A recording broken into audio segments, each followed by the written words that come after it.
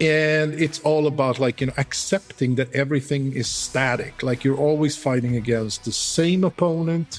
You're always fighting for market share, and it's a zero-sum game. And I think, frankly, that is a recipe for losing if you talk about growth. Categories is also like a brain poison for marketers or people that want to expand a business. I have a new term called linguistic compression, which is basically like a fancy word from linguistics, where in essence the brand becomes a new word. And this company jumped about 20% in revenue from that day. 80% of revenue growth comes from detecting where demand can be tapped.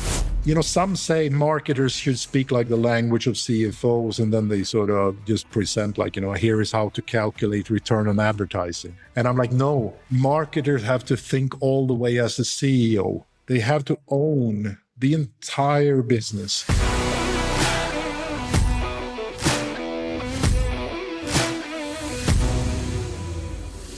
Hello and welcome to Season 3 of the Push podcast. My name's Jack Ferguson, an experienced brand strategist with a science background. In my career, I've worked across 25 industries and helped increase client and employer revenue by over $40 million. I will be your host. This season of the podcast is essential listening for marketers looking to better sell their strategies to stakeholders, get client buy-in, and keep internal teams engaged. Thanks for being here, and don't forget to subscribe on whatever platform you're listening on. Hello and welcome to Season 3, Episode 63 of the Push podcast. Today I'm joined by Mats Georgson, a consultant, academic and strategist who spent the better part of 3 decades working at the intersection of marketing, business strategy and long-term growth. Mats started his career in advertising agencies before heading to the United States and pursuing a PhD. He went on to become the first marketing lead to put a formal brand strategy around Bluetooth and later served as global brand director at Sony Ericsson. Alongside his consulting work, Mats has been a professor at Stockholm University for over 10 years and for the last 20 years has run his own consultancy, Georgson & Co., where he describes his role as a strategic growth architect. His work has taken him from Sweden to America to other parts of the world, and he's now based in Brazil. As always, you'll find links to what's referenced in this episode in the description, along with ways to connect with both Mats and myself. Let's get into it. Mats, hello. How are you doing tonight? Or today, Hi, Jack. should I say? I'm great. And this is an early morning here in Brazil. It's awesome. A late night over here in Australia. But it's good to be able to chat on other sides of the world. Yeah.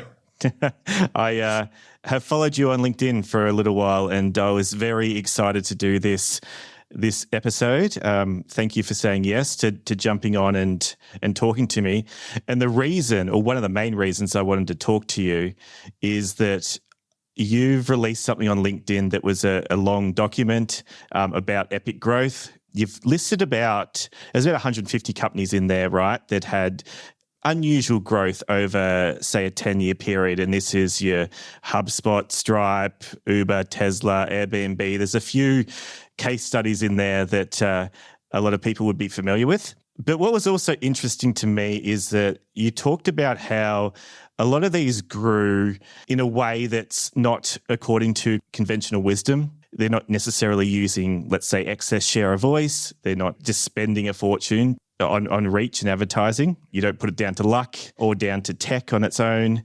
And I just wanted to get you on here and talk about it. And I will link to that document in the description of the episode. It's my most referred document on LinkedIn, I think, ever. Like it's in my, I've DM'd a lot of people that awesome. Document. But yeah, like it's been great to learn from you from the other side of the world. And I thought, well, why not have a chat and let the audience hear your wisdom as well. Cool. Yeah. My pleasure. I thought what would be a good place to start before we get into how these brands grew at a rapid rate or epic growth, as you called it. I want to talk about the ways they didn't do it. I'll hand it over to you just to talk about a few of the things that you might expect happened, but actually didn't happen in these cases when you analyze this group of companies? Well, to start off, I think that we talk about growth all the time, but we seldom stop to say, like, what exactly do we mean by growth and successful growth and stuff like that? And I started, like, looking around at what to benchmark it against. And I think that you can very intuitively understand that, of course, success is different depending on what you look at. If you look at a static situation with fast-moving consumer goods, you're selling one chocolate bar against 10 other chocolate bars, in fact, 30 other at least.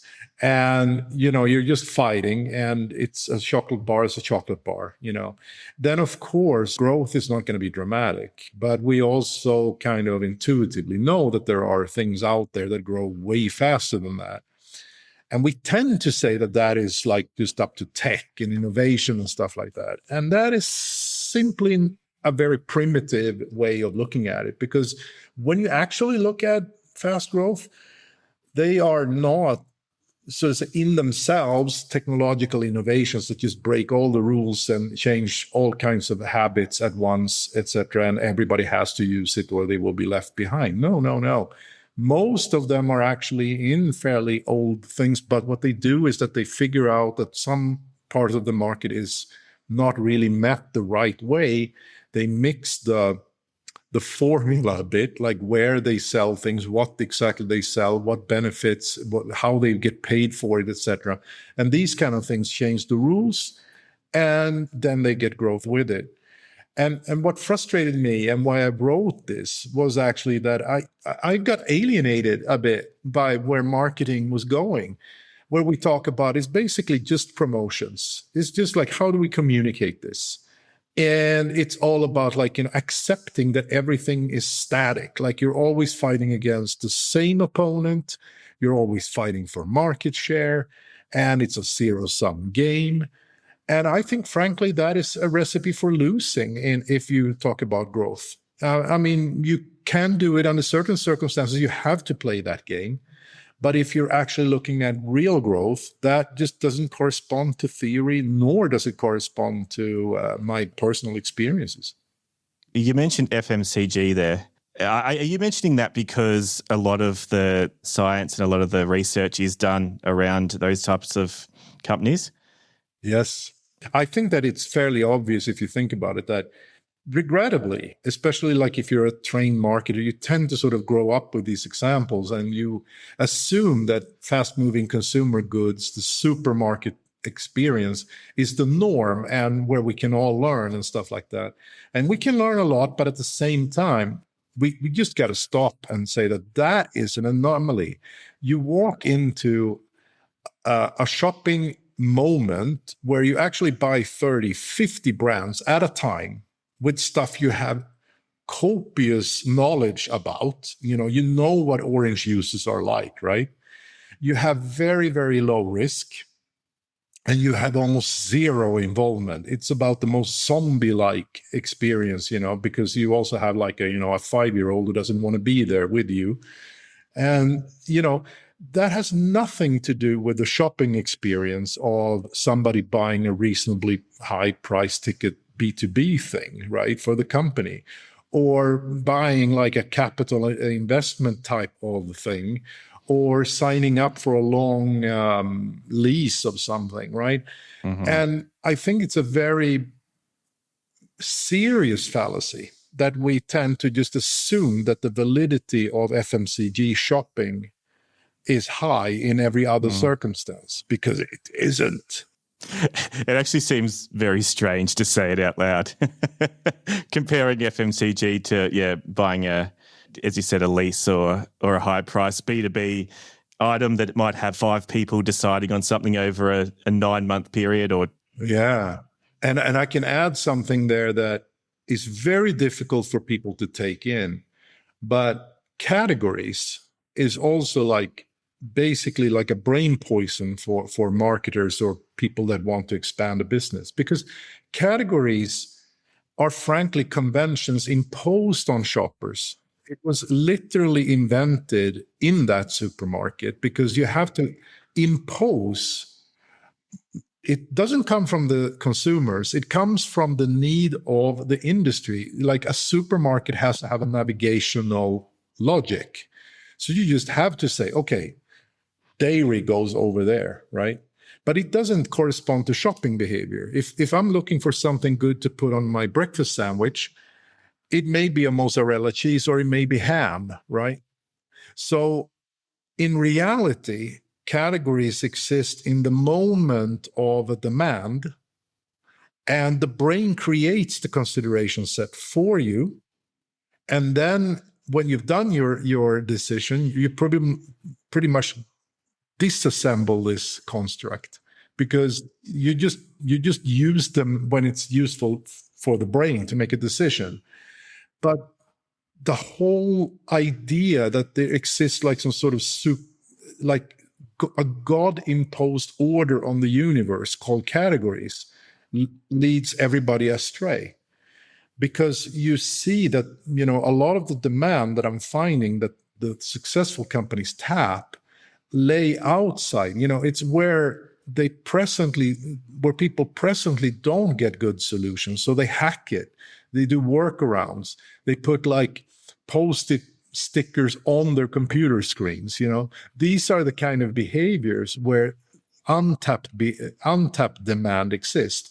But when people think in categories as marketers, they're doing themselves a huge disservice, because they're basically castrating their own ability to see these things. Yeah. It just made me think, like, just as you're talking through that, I would argue as well that it's imposed on marketers as well by senior management and that, like if we think in categories, I mean, what can we expect from them? Absolutely. Because, without a category, how can you have a market share? Mm-hmm. Right? So even the idea of market share locks yourself in to just saying like, this is our competition, no one else's competition, and this is what it is. It's a pretty daft idea if you think about it. It does have some merit. Because if you're losing market share to competitor, it's a sign that something is amiss. Yeah. But in terms of actual revenue growth, there are like extensive reports made by McKinsey and others that show that if you actually look at the dollars you make, only 1 out of 5 comes from eating market share from a competitor. Pretty much like 3 out of those $5 come from meeting new demand. Okay. And some just get like rising tide, like everybody consumes more avocados or whatever, right? But about a third of it is said to be engineered.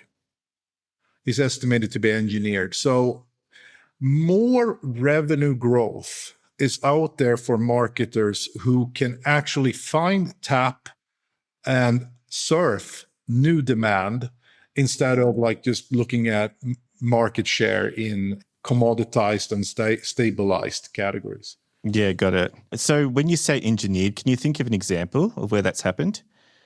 Well, I think that, all of these trends that you've seen, like, for instance, with toys is readily observable. Like everybody chases Pokemons with their mobiles, right? Oh, yeah. I mean, that is a completely new game, but it taps into the sort of existing demands where I want to play things, but they just sort of rehash it and find new combinations, etc. And that is, in a way, then getting demand to flow from other things that are not very similar to your product, but they move the demand over to yours because you do something, so to say, better in those instances you want to play these kind of games.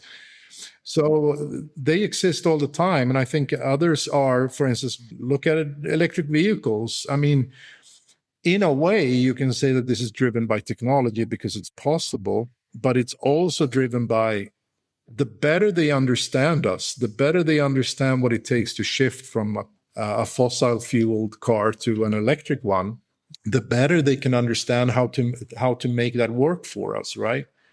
So that's another way of seeing like that third, that, yeah, sure, to an extent, they would probably have some success, but it's the slope of the line is very much up to marketing to do. One of my first experiences that really shaped me was I was the first marketing guy on Bluetooth, actually. And it just started as like, there is this technology project and we need a name for it pretty much. But of course, a name, I mean, it's more than that. It's a strategy. And we saw that the strategy was basically like, how do we take down the hurdles so that we get adoption as fast as possible? Because our aim was to dominate and just be the standard. And it's a long story, of course, but I mean, 25 years later, pretty much every person on the planet knows what Bluetooth is. Other technologies come and go, but that one got a very, very drastic slope. And it also is so good and entrenched that people don't want to dislodge that from their brain. So it just keeps existing. A lot of other technologies, just get phased out in favor of novelty, but not that one. So no, that's going strong, that one. Yeah. Yeah. What do you put that down to? Is there a few things you can point to that you think meant that Bluetooth was so quickly adopted? Well, I think it's a kind of an interesting thing about this thing also, that we're so promotion-centric, that I was young at the time, imagine. And I was thinking like, we need some kind of like royalty fee for every Bluetooth adopter, and we will put that into advertising and we'll just like dominate the media and tell everybody what Bluetooth is. We quickly realized, however, that was not very necessary, because everybody would be talking about Bluetooth anyway, in newspapers, on TV, online. And what we really needed to do was to steer that conversation so that we would avoid confusion. So we basically packaged like how to talk about the technology, how to understand the technology. And we were very generous with the adopters, that they didn't have to pay much at all for anything, really. They just sort of basically shared the legal costs of the whole thing. But we gave them standardized materials. We controlled the narrative of this. And then it really stuck. And I think that was part of it. And of course, also like, underlying business model and stuff like that is usually important if you're going to roll out something like this. It's all about the ecosystem underneath. Yeah, that's why I think I've resonated with your content so much. You're taking into consideration a lot of the things that actually make a difference, as opposed to, the just flogging the promotional line all the time. I mean, it reminds me of things like, I had a client a couple of years ago, and we grew a fair bit, like a couple of $1 million in ARR, which was decent for a company of his size. Not a single client taken from a competitor, not a single one. So revenue grew, but he probably lost market share really in that time. But they're a happy company. They're growing revenue, and you go back and you look at things. And I remember when I was promoting restaurants, and the launches that went really well were where we placed in the right spot. The launches that went really big, I actually turned off the promotions because I could see how big it was going to be. So that's not me doing great promotions and exciting people or anything. That's putting something in the right spot. Yeah. No, I think it's quite interesting, because at times it's like balancing a tightrope here, I think, because in a way I'm saying, no, marketing, the real lever of marketing is in its approach. It's in understanding what needs to be served and how you can do that, and really internally orchestrate so you get a better fit with the market, with whatever you're selling people. And the promotion side, the communication side, if you will, is important, but it's a multiplier, not sort of say a thing on its own. And I think this is where marketing has really derailed the past 20 years due to digitalization. Everybody wanted it to be like a standalone money machine where you put in X amount of dollars in one end and out comes Y amount of dollars. It's really, really silly, of course, because it won't work unless you get a product. And what determines the product, etc. So I think that, if you get a shitty product, its value is zero in the market. No multiplier is going to make zero bigger than zero, right?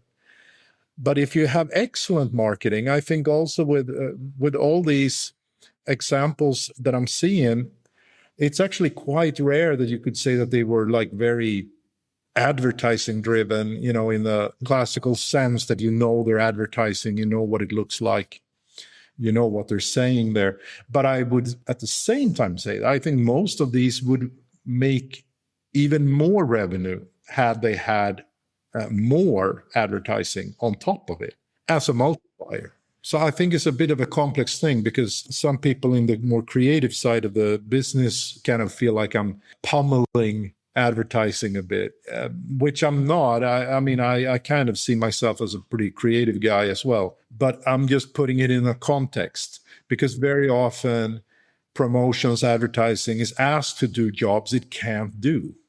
And then I think that the sad thing is that a lot of marketers then get the reflex that they say they didn't have enough budget.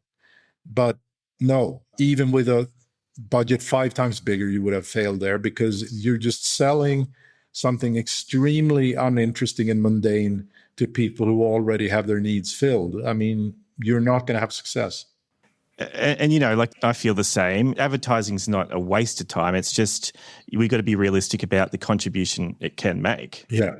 And it's sort of more like icing on the cake, I think, as opposed to the cake. Like when you start treating it as the foundational growth mechanism, it's I've seldom seen that work. No, I think there was an old saying, I don't remember which of the old advertising gods that said this, that nothing kills a bad product as fast as good advertising, right? I mean, you can entice people to sort of remember it and find it, but if the offer itself kind of sucks, it will be dead just because people tried it. So I think I would want to add that, as I say, I wrote this also not just from a theoretical standpoint, but also from a practical experience. I got very frustrated because I've been working with a pretty high number of companies and internationally, and I've seen successes and I've seen failures. And I've seen maybe like a dozen or so, like really good growth cases. And they were all deep. They were not like, oh, we just did this and boom, off it went. I think all of it really is this, that it's about the craft of understanding a market and then leading a company to do the most of it. And when that works, it's just like this extremely satisfying feeling when you just like see things take off in double digits and really just work. That's awesome. And, that's like the holy grail, and you look for it. And what kind of got me a bit depressed was that in the middle of like this sort of promotion only digital mindset, that it's all about pipelines and, getting these numbers in. And on the other hand, some research, which I frankly still see as a foundation for what I've been doing, like, the stuff of Ehrenberg Bass Institute and stuff like that. But as I say, the problem there is that it starts with, it's all about static competition, like World War I warfare, And my experience has been like, no, it's a much more mobile and integrated and air, land, sea battle, if you sort of take that similarity, that really wins the day. And I felt like, this marketing is now sort of dying in atrophy, because it's just now concerned with, oh, let's just have high reach and let's just remind people that when you think of orange juice, you should think of our orange juice, and let's make our juice even more orange than everybody else's, right? It's a very one-dimensional thing. So that was my frustration. And I really felt like, I got to sort both my theory and experience out a little bit around these things. And it seems like the problem compounds a bit, because then it's expected that promotions is going to do something it can't, and then it doesn't, and then people get more annoyed, and then they keep trying for some reason, and then they cut it all together, and it can be tough to get out of that loop. Well, you also see it in the alphabet soup on the C-suite, where you get like chief growth marketers, chief revenue officers, chief branding officers, and whatever. I mean, all of it is just like a grand tragedy. Like somebody has had bad experiences with marketers that have overpromised and underdelivered, sure. But before like making up new titles, can't they just like please open a textbook and see what the definition of marketing is, then discuss where should responsibility for all these aspects of marketing lie. It doesn't have to lie under the chief marketing officer directly. Like you can very well have, in a market-oriented company, have a chief product officer who is like responsible for the actual offer, but that works tightly with the chief marketing officer, because probably the market research needed to do the product is better off under the chief marketing officer, right? But instead of like really thinking about these things, people just run out and assume what marketing is. They assume that it's this promotional stuff, and they draw new boxes and assign new things, and they just create a mess because of their ignorance. They also ensure that tons of things fall between the chairs. And then you get an even worse situation than they had before. And the problem is that, frankly, a lot of marketers are very much involved in this themselves, which is, Australia. I know that your Marketers Association found that over half of Australian marketers can't enumerate the 4 Ps of marketing. Over half? Oh, wow. Yeah. Okay. I didn't see that.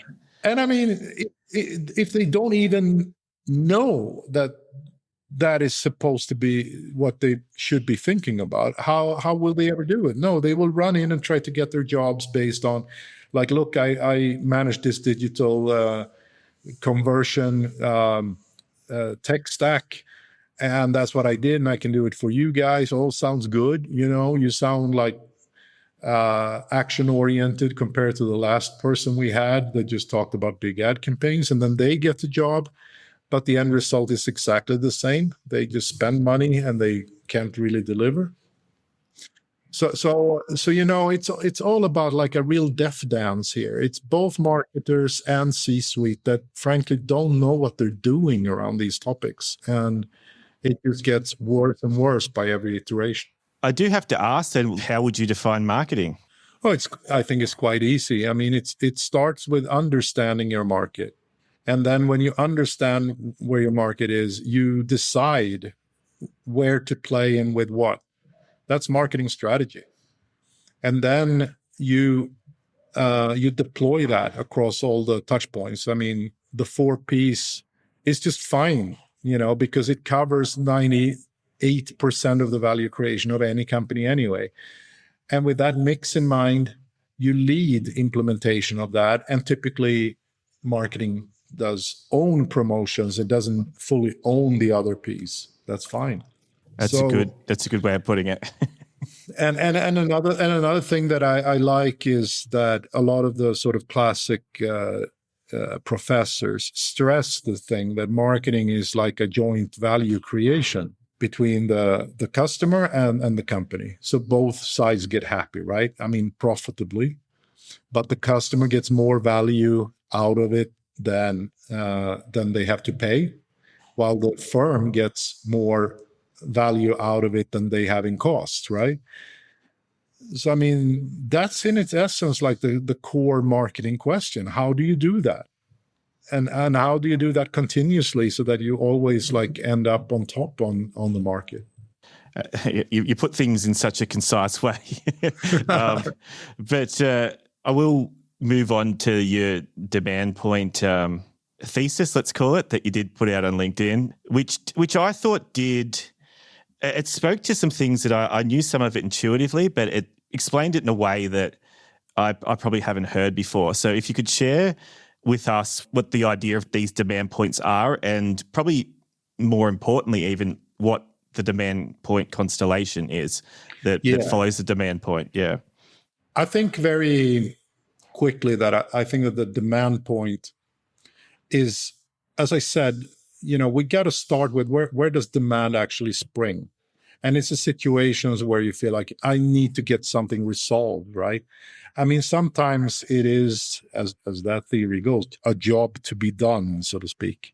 Ehrenberg Bass calls it category entry point, which I think actually a lot of their work there is excellent and it's really the foundation. But I do think that one could improve the implementation a little bit on that. Because I think that the demand point, an important thing is that it exists independently of any firms, any categories, anything. I mean, it's human. It's humans that have needs. All the sort of ways we can help them, that comes later, right? It exists independently. So in many ways, this is not rocket science, as we say. Like if we're talking about FMCGs, you know what the demand points typically are, right? With established categories, that's a no-brainer. If you move to like other things, you still know what sort of generic demand points tend to be. Like, if for a hotel, I simply need a bed, right? But then there are other demand points that also decide what I want out of that. And then there are also demand points, as I say, which is very important to growth, which is like the new demand points. And some of those, you can't see them with the naked eye because they're fragmented. Like people do workarounds, people hack it, people aren't really satisfied they haven't even connected that maybe what if a hotel actually also gave me this, because it doesn't exist. So they can't tell you, right? So you have to be a detective and you have to find these. But when you then put these together, for instance, Uber is a good case, right? The basic demand points for taxis have existed since the 1700s. But Uber added a few layers of, this sort of organic model, the safety aspects, the real-time tracking, all of these things. And what happens then is that you get what I call a demand point constellation. I think this is important because some people say that these sort of demand points, or whatever they call them, they're all there is.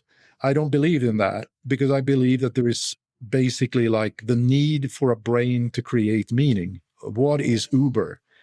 So the totality of the demand points you serve and the experience you have with Uber defines the brand in our brains. And then the cool thing that starts happening then is that if this is like a really good solution to a number of demand points, I stop thinking so much about it. I just go to it. When I'm here in Brazil, I got Uber. I know that other taxi solutions exist. There's something called 99, and there are also like things that just call taxis. I don't even know who owns those or whatever is going on. I just use Uber because I have absolutely zero incentive of checking anything else out because Uber just resolves everything that I feel I need around that area. So I think that this is like my experience, for instance, right? I told you about Bluetooth. Bluetooth became that kind of thing. Like it just made every comparison irrelevant and people just went with Bluetooth and you get like this sort of dominance. I did have a similar thing also back in those days that was at least as formative. I worked with the handsets of Ericsson. That was why I was on Bluetooth, by the way. So the mobile phones, and we struggled quite a lot. But when Sony Ericsson kicked in, I had the honor of being the global brand director for Sony Ericsson. And we redefined that, like what kind of experience do we want to do and what do we want to be famous for, so to speak. And we entered all the multimedia stuff. And I think the sort of tragedy in a way was that it was highly successful, in essence, building the sort of brand that iPhone then went in and did even better and took over. But just in 3 years after its inception, I think Sony Ericsson doubled its market share because it just did things differently from before and hit the note. As I say, a lot of it is deeper stuff. One of the demand points of smartphones that Apple resolved, and also Google, that wasn't resolved before by Sony Ericsson or Nokia, was the free app store, like, where third-party developers could just give you like tons and tons of games and stuff like that. For various reasons, we couldn't do it, Nokia couldn't do it. And that, more than anything else, is what crushed us, because without that, the iPhone was like really cool hardware, but it wouldn't like really have blown everything out of the water. But their ability to then fill it with third-party applications that had much higher quality, much faster rate of evolution, that is what. And that is also why the iPhone for a while was just like so iconic. So people stopped comparing. They just wanted an iPhone, period. Like they didn't hear about anything else. It was not useful. I think that was a demand point constellation as well. I have a new term called linguistic compression, which is basically like a fancy word from linguistics, where in essence, the brand becomes a new word. Sloppily, one would say it's like they are the category, which is okay in layman's terms, because yes, they are the category in the way that when people meet a demand point, they only think of one because there is an obvious solution. And then linguistic compression makes everything just go like, well, Bluetooth, or what are you going to do tonight? Netflix. You don't say, I'm going to sit home and watch pay TV services. Yeah, a streaming service, yeah. You go Netflix and chill, right? Linguistic compression is where it's at. Achieve that with your customers, because it can happen in B2B too. It's just that it's enough if your customers do this. You don't have to make the world speak your language. But if you capture this among your customers, that's what it is. Because linguistics say the same thing as neuropsychology and research on memory. We are cognitive misers. We don't like to think. But we do like when we get new useful information we can act on. So when you understand the concept of Uber, not only do you memorize it, but you even have like a social currency now to tell your friend, like, why don't you use Uber, you stupid shit, right? Look, here's how it works. And now, boom, they have another customer.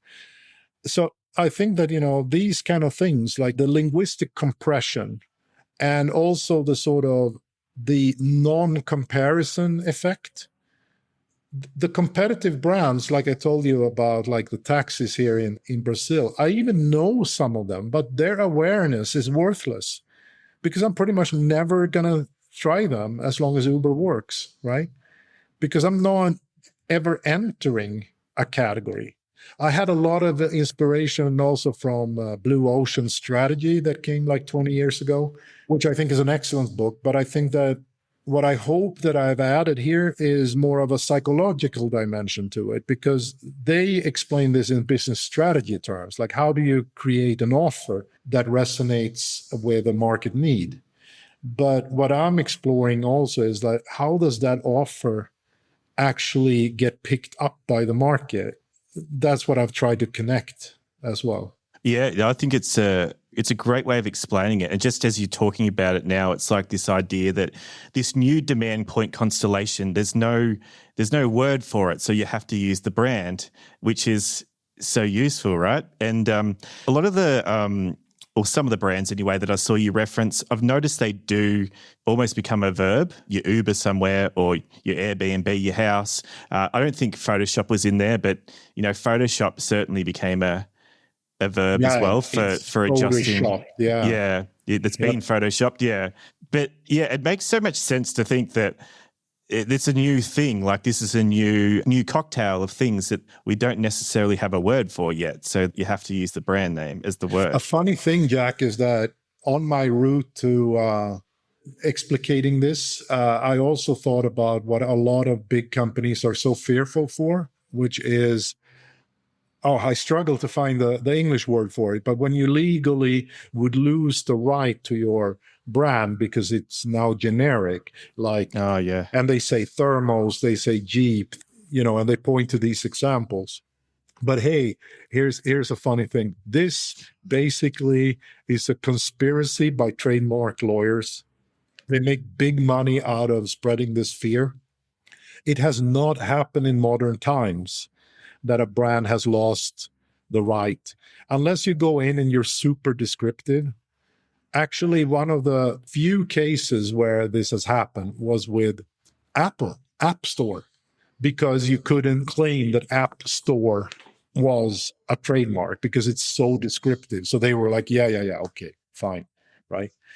But this effect happened back in the day with the likes of Thermos and Jeep and these, because they basically had very sloppy trademark enforcement. So when people said that, here's our Jeep, right? They didn't react. And then they got into problems with their trademarks around that. But the thing is that a lot of companies now have this ingrained as well in their legal department. So they think that this is not what they should be doing. This is exactly what they should be doing. So you got to sort of also take a little bit of a fight with trademark lawyers on the consulting side, has raked in a lot of money by spreading a lot of fear around this. I mean, if this was true, how could Google even have its trademark today when everybody for decades has said, like, Google it? That does not give the right to any other browser to say, this is our Google. I'm just saying this because otherwise I fear that some people in smug will think, oh, yeah, but he doesn't know about this genericide thing. I do, and it's false. I think that it's the scare of genericide has made a lot of companies that were previously bad at trademark protection just get their act together. And that is good. But the warped side is that a lot of companies really do the wrong thing. They, for instance, are recommended to give like generic category descriptors of what they do. Uber, an online taxi service.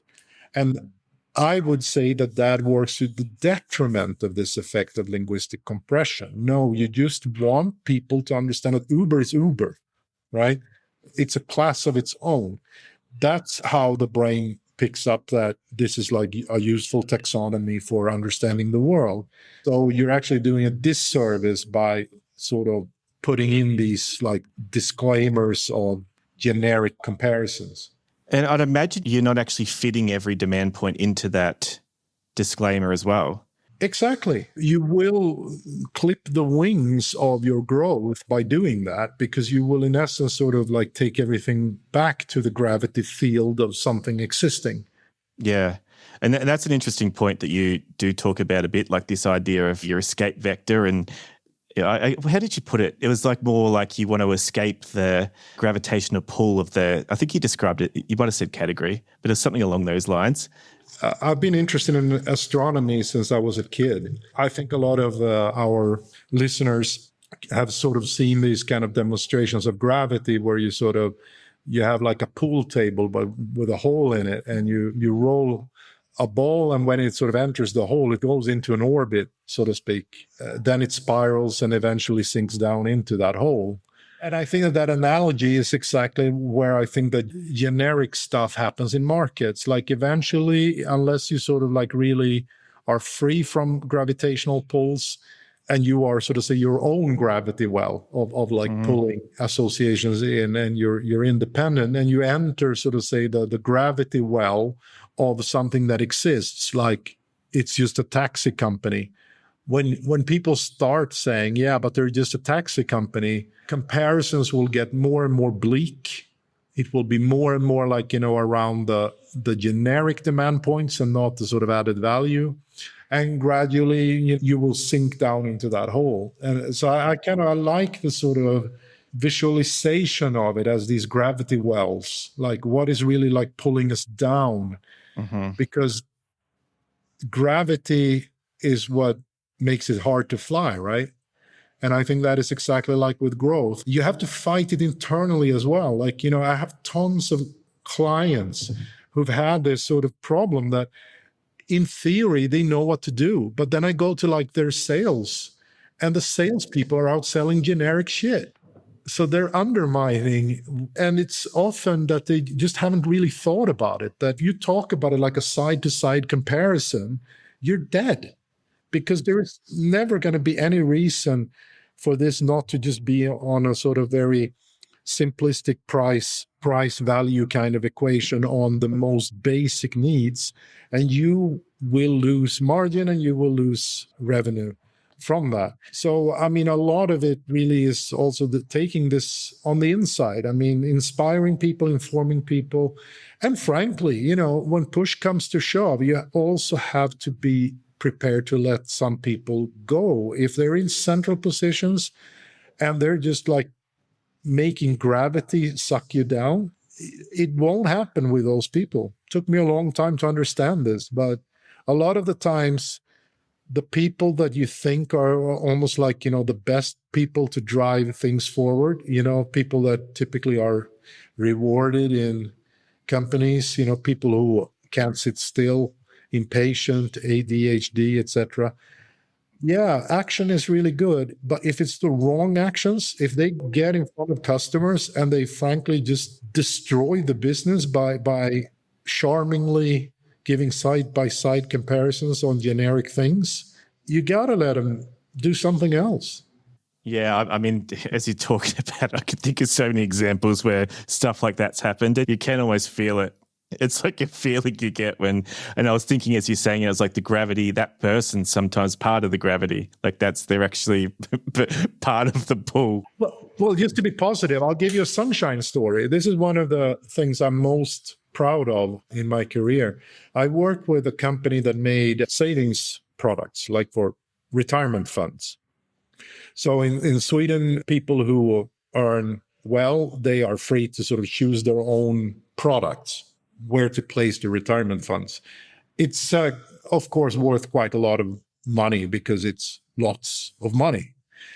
And I had a company come to me that had to switch brands because they had switched ownerships during the financial crisis, and thereby they were forced to abandon their brand name within 3 years. So they asked for a recommendation, like, how do we do this, etc. And I said, after a while, I concluded that, look, you're a B2B company. You know all your brokers by first name. You can call all of them personally. So that hurdle is actually out of the way a bit. So instead of seeing this as a challenge, as sort of a downside, why don't we see it as an upside? You're going to make the sales call of a century, right? Because you have one shot to say, hey, now things are going to be very different. Let me tell you why. Not just like we have a new name, but so we went through the entire market. We looked at what was offered. We looked at what we thought was not offered, what the brokers wanted to sell to their customers, etc. And then we saw, like, how can we make this into a coherent strategy and story? And then when the day came, everybody made that call. Invited them to a big party in Stockholm personally. And also during that party, we revealed new products, etc. So they didn't just get like a coherent narrative and got excited about that. They actually even got new offers to sell their customers that fit into the story. Everything was aligned. And this company jumped about 20% in revenue from that day, like boof. And 20% when you're selling like retirement products, that's like billions. So that, I think, was one of the most powerful things I've seen happening. And once again, zero advertising, zero. Yeah. This was all about really figuring out how to make this situation the best possible for them. And of course, like most things, 95% of the work was to get all the ducks in a row before you did the rollout. And then you did the rollout and then you just harvested. It was awesome. It makes me think, as you're talking through this, I'm a big fan of, you get a lay of the land first. I have a science background, so I say diagnosis over prescription, this type of thing. But why doesn't this happen more? I really don't quite understand. And I'm assuming you had a real deep look, as you were saying before, a deep look at what was going on, but didn't rush to let's just do this. You didn't prescribe. You made sure we got the diagnosis right before we gave someone antibiotics for a headache. Why doesn't it happen more? It does baffle me a little bit. I think it goes back to what we talked about earlier, Jack, that true marketing has sort of been waning for decades. There are not so many of us left that can do this, frankly. Yeah, right. because you got to both have a theoretical experience as well as the sort of luck to have been in all these situations where you've actually done it many times to sort of like really see things. Because I see a lot of people, whether they are the marketers or the CEOs or any other key player in companies, many sort of play a little too much on their own playbook. Like, I've done 2 good things in my life, so I repeat those 2 things regardless of the situation. And I think that to really orchestrate these kind of things, you have to have such an experience where you're comfortable with not using 9 things out of 10 in your toolbox. And I think that is one of the problems that we face today, that a lot of people, for various reasons, have been rewarded for doing very limited number of things. So there is no analysis. They just go get to it, so to say. They just do whatever worked at the last time. I think another thing is that I think that people tend to misunderstand risk. And I think it goes along with the myth of all growth being like so tech oriented and thereby also investment oriented, that everything is like difficult, long-term, high risk, high reward, but we don't have the remit to sort of take these kind of risks here, et cetera, et cetera. I think all of this is just wrong, again, out of a bit of misunderstanding what this is all about. It doesn't cost much money at all in relation to most firms' revenue to simply be much better at reading signals from the market. That is, frankly, dirt cheap to do. It doesn't cost a lot of money to get like really smart people aboard. I mean, really smart people that really do this deeply and figure out like, where can we take this company next? And I think that perhaps most importantly, most of these fast growing things are not about like massive investments. You need to sort of build a platform that already exists with existing technology. Maybe you need to give your customers a way to lease your stuff rather than buy it. These things are not like super difficult to do. Like this company I just told you about with the investment things. I mean, they just created these new products. It wasn't a big deal for them. It wasn't even like, they had to shift around budget to do that. It was just part of almost everyday thing. But it's a mindset shift. And most companies, I'm writing about this in the new version. The problem is that when companies enter mature markets and zero-sum transactional kind of redistribution competition, as I call it, like, it's market share and you have to actively steal the market share from somebody else to make money. When you're in that, everything goes from effect to efficiency. Like, we know exactly what we're doing, let's make it more efficient, which is in a way correct, because you then start to take away things that are not necessary. You start getting better at everything that you're doing. But the problem is that mindset also prohibits you from doing things that is exploratory. So I think that companies have to start understanding that growth is a choice, and that choice is not about allocating enormous amounts of money or taking enormous risks, but it's still a choice that if all you're going to be doing is chase efficiency, fine, but you are going to stagnate very efficiently, which is fine. If your remit is like, sit here, increase margins, milk it out, that's fine. But I think a lot of companies live under this illusion that they're going to get 10% growth per year out of air. And I'm rebelling against that.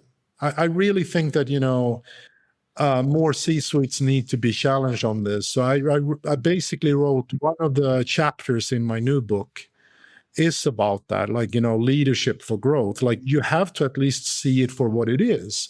And I think that the excuse everybody uses now is that it's risk. But what is the risk of being a taxi company equivalent that gets crushed by Uber because you didn't care to think about, maybe we should be app driven instead of old school. Yes. Yeah. Yes. That side of risk is not taken into account, which is very odd to me because the average lifetime expectancy of a new entrant on the major stock exchanges now is down to, I think, 16 years, and it keeps shrinking.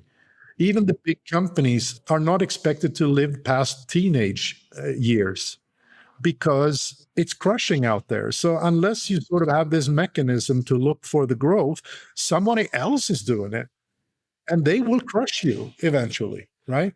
So if somebody knows board members, that listens to this, right? I mean, this is what boards should be thinking about. Are you going to set up the company that you are supervising to eventually get crushed because all you're asking about is efficiency?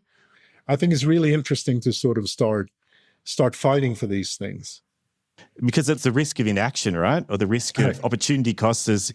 I do wonder sometimes whether this type of thing, like consultants are good for, like that's what we are well positioned to do that stuff because internally for a lot of people, it's just a difficult, they've got their KPIs, they've got their role. That's hard to branch out then. Exactly. I mean, it's a slew of problems. I mean, they got their KPIs. Anything that they say can be seen as political, like, I'm grabbing power. But also, I think it's a lot about that risk again, right? If you've made it to the C-suite and you got a board that says what you're supposed to be doing, and you got your home mortgage and your family, you don't want to stick your head out and say, no, I want to disrupt this company. There can be so much more. And then they say, okay, we give you this project, you better deliver, like it's all about this kind of risk taking. And I think that is why consultants are needed, because if you don't get like, so to say, a battering ram from the outside, the incentives of just status quoing everything is just immensely higher than the change factor. So you got to get like somebody in to sort of ask these uncomfortable questions. Are you setting yourself up for eventual failure the way you're doing it? I'm just wondering, because there is a lot of marketers who do listen to this podcast, like for the internal marketers, if they were to take on something, I'm just trying to think of what would be the most practical idea that you perhaps have.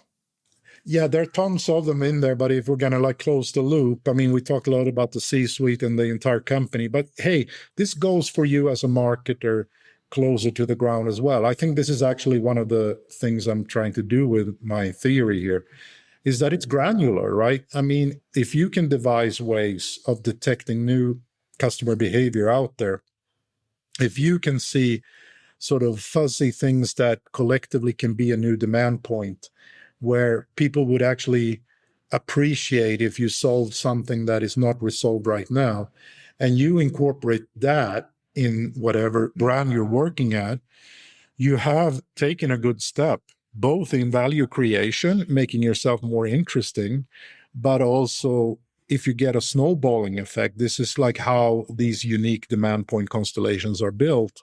So I think that this can very much be done in micro. I mean, stop thinking so much about the competitors. Stop thinking so much about generic behaviors. Start thinking about where competitors aren't, but your customers are, and where you could be relevant. And as I said, 80% of revenue growth comes from detecting where demand can be tapped, not in stealing it from somebody else. And I think that this reprogramming is very practical, regardless of what level you're at. Like, get your mind to ask the right questions instead of like looking for the next, the latest TikTok hack or whatever, So I think that theory is always useful because you can't do anything without actually having a theory in your head. So the question is just like, what theory do you choose to follow? So I'm offering one, and I'm going to be rolling out the new version in Q1, by the way. So if you like this, please connect or follow on LinkedIn, and I will be spreading it in pieces and hopefully a light format, and then eventually the entire thing. Yeah, amazing. So that was going to be my last point, was where people can find you, but LinkedIn's the best spot, and georgson.org. Yes. Awesome. Well, this conversation did live up to what I was hoping it was going to be. I really appreciate you taking the time, Matt. There's some big thinkers out there still in marketing. I do get disheartened at times, but I think you're one of them, that you actually put new ideas and have new ways of looking at things. And I guess the effective versus efficient thing, you're not going for more efficiency to say, here's how to do, direct response better, but more so, here's how we can think differently about this. Here's how we can look somewhere else. And I've learned a lot. Like, what type of company should get in touch with you? What companies do you like working with the best? I've worked with everything from big multinationals to startups, really. I think that oddly, the ones I've worked the least with, frankly, is FMCGs, because they tend to sort of follow their own logic and have their own playbooks all set.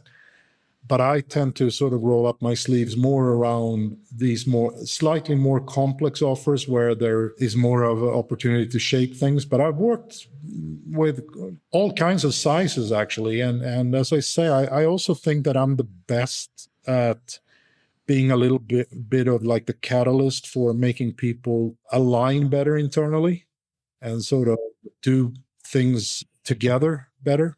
So I think that is another thing that I do, which people maybe don't expect from marketing-oriented guys, but I go in and I talk to C-suites about how can you organize this, who should be doing what, how should a process look, etc. So I work at that level too, not just sort of say for the marketing guys. Sometimes that's not even expected of consultants. It's like the idea is we just come in and give some idealistic solution, all right, see you later. But I think we do have a role to play there as well, with aligning things in a way that's very hard to do internally.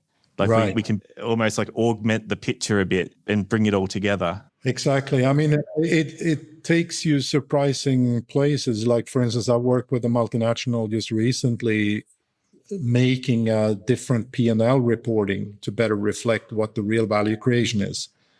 Because the way they were taking their decisions, of course, goes so heavy into the way the financial reporting looks, that you sort of also have to talk to the finance people and say, look, you guys are interested in giving the best possible financial view on the health of the business, right? Then I think we should talk about what is behind the numbers, and maybe you want to restructure it after I tell you a few things, which then happened, right? Some say marketers should speak the language of CFOs, and then they sort of just present here is how to calculate return on advertising. And I'm like, no, marketers have to think all the way as a CEO. They have to own the entire business. If you understand what the business is, you can talk to the CFO, even if you don't understand much of financial language. You can still talk to the CFO if you really understand the business. So that, I think, is also the mismatch of how people think about marketing once again. Don't defend your marketing budget as an ad budget. Go in and talk about the entire P&L and what things you do and what things other people should do to raise the P&L. Awesome point, actually. And probably not a lot of companies expect that from a marketing consultant, but I completely agree. So I apologize. I've kept asking questions of you. So we're trying to wrap. But speaking of questions, Jack, let's find for a final note to our listeners. I'd say that, please give us all your questions. If it's a lot of them, and maybe we do a follow-up session with your answers. If it's not too many of them, maybe I can answer them through LinkedIn. But I'm happy to hear what your thoughts are on this and what your questions are. Yeah. No, that sounds great. Definitely happy to do a follow-up if we have the questions flood in. So go and read the thesis as well. That's going to be in the description, and then come back to us, and definitely happy to do a part 2. So cool. Thank you so much, Matt. Appreciate it. Thank you. Bye. Thanks for listening to this episode of the Push Podcast. Please remember to subscribe, and if you are enjoying the episodes, please leave a review of the podcast on your platform of choice. It really helps to build the podcast credibility and to help others find this type of information.